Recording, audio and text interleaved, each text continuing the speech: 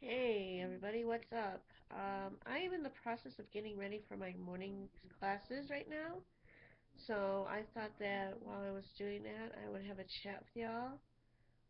This video is actually to Kevin, aka BusanKevin, who I made a comment on a video for, but I wanted to actually send a video response and create one simply because of the fact that I can and I want to. Um, and this is concerning being a teacher in Korea. Um, I'm going to give a little backstory, and hopefully this will help this friend who's looking to do something for his ESL project. So, if Kevin can forward this video on, that would be absolutely fantastic, and I would appreciate it. In my situation, I was an English teacher in South Korea for 3 years, and I worked for a different company, Berlitz. Now, Kevin, where you worked at, you worked for Pagoda. And from what I understood when I was teaching is that Pagoda wasn't exactly one of the better places to work at. Where I was a teacher, it was actually one of the more expensive places to work at. So as far as payment was concerned to us, unless you did a lot of evaluations, which I loved doing the assessments because I was, and they loved me doing it because I was pretty accurate. Have to excuse me, allergies and all. Um, unless you did some of that or you taught children's classes where you got paid a little bit more, and the payment was pretty decent. As far as a startup and working through a Hagwon rather than a private school, I think that was your best bet. I know that was the advice I was given.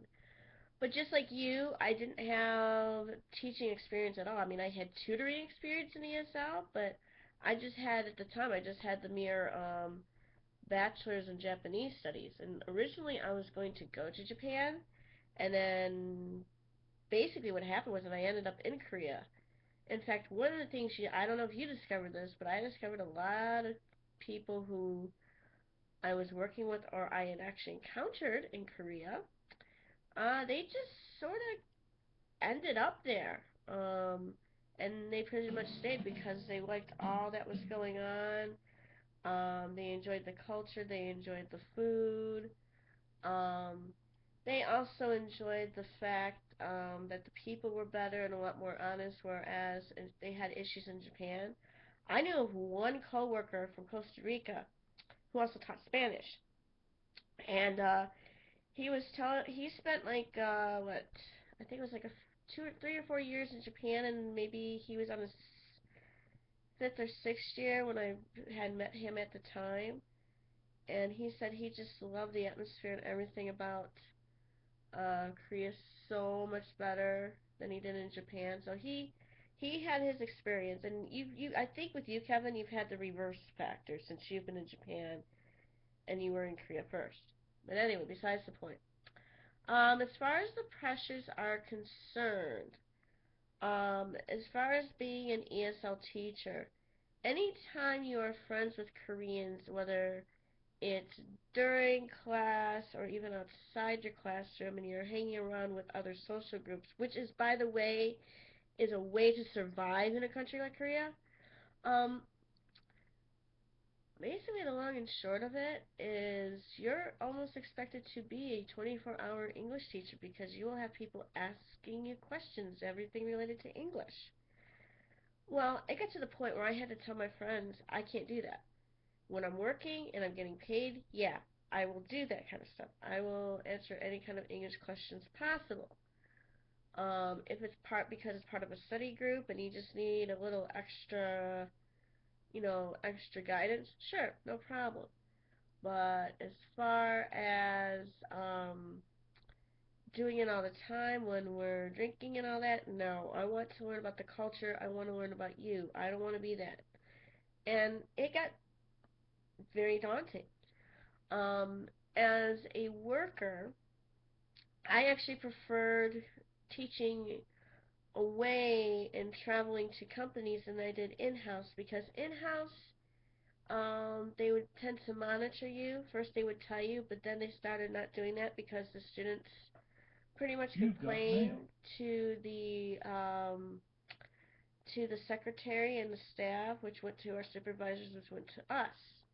Because they were noticing our teaching styles were different, especially when we were getting monitored and getting our reviews while they sat inside the class. Now that was actually part of the training that I had, and I think my training was pretty decent.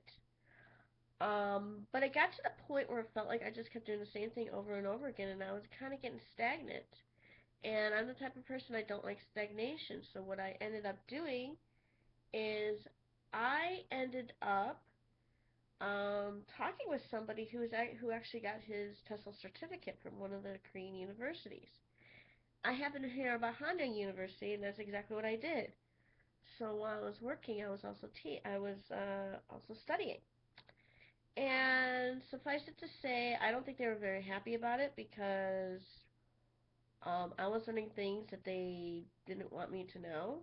Because I basically had to teach from the school's books. What the school had, that's what you did. So you're kind of like trying to expand the business and sell it as well as teach. So it was a two-pronged business education kind of thing. And a lot of Hagwons and a lot of schools like that, whether it's YBM, Berlitz, Pagoda, whatever, that seems to be like their shtick, if you will. But anyway, um, I noticed with as opposed to what I'm doing now, which is still working through a Korean company, but now I'm teaching ESL online and I'm doing phone as well as sometimes video English, kind of like, I'm talking to you right now, but you'd be on the other end and I'd be talking to you. Um, the thing that I found daunting is anytime we had issues related to a student, they kind of said, oh, you just got to keep going through. You got to keep enduring it until this time period. This company I have now is a little bit more flexible in it, and that's what I appreciate. But still, there are the pressures, and I'll get to that in a bit. That was one of my, I would say that was one of my frustrations. Another frustration that I had working as a teacher in South Korea is that if they complain about you, you got the third degree, and they basically told you, hey, if you don't shape up, you're pretty much gone. They sadly had to get rid of a few teachers. Of course, some of those teachers weren't exactly high quality, and there was good reason to get rid of them. But even so, that was not the point. If you didn't live up to a certain company standard, yeah, forget it. Another thing that or I would at least encounter, is I would hear, I would the coworkers I had were always like wanted to be around each other, like they were like inside this bubble, and I couldn't do that. I had to be outside of the fray. So that's why I actually looked at advertisements for groups, whether it's international friends, which is where I started out with, and it just kind of exploded and boomed from there. And in a way, I kind of made my coworkers jealous because I had more Christmas parties that I was going to than they were. And, that's what happens, right? Well, I mean, you're in the country. And I felt like one year was not enough. I had to explore more, and that's what I did. And as far as being a novelty, oh, trust me, as a female teacher, you are. And I actually had a class where the students were talking about how they felt about, I don't remember what it was, but how they felt about American women. And then when they told me, I flat out asked them, well, why were you thinking this and what was the reason? And basically, they get the novelty ideas from basically our own media and our own work, our own entertainment. We basically have ourselves to blame for other countries thinking that women are loose and free and that, men are the end all to be all. Okay? But that's neither here nor there. That's like another video entirely. Um, anyway, suffice it to say, I got burnt, which is the reason why I stopped teaching and why I left. But I enjoyed learning about the culture. I wanted to learn more, so when I got home back in the States, I applied, found a university that unfortunately no longer offers a degree anymore, but I did get a master's degree in professional application of Korean studies, which is the formal name, and was really happy just learning about things that were finally coming together that I really wasn't sure of when I was over there. Now, as far as teaching the adults, there were special programs that I enjoyed teaching. Like I said, I loved going to the companies rather than being in-house because it was on their turf, so it was more of their rules. So I had a little bit more freedom to do what I wanted.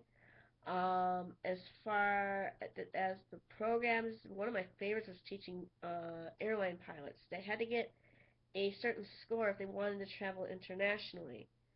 Also, I personally love the fact that when I did teach kids, hey, we got along. I was able to connect them where other teachers couldn't, so I became a head children's teacher for a short time. But as you said, a lot of the teenagers, a lot of the elementary school kids, yeah, they were going to everything. And even now, the students that I teach, especially a lot of teenagers that I teach with this phone English company that I'm doing now, and that's been since March of this year.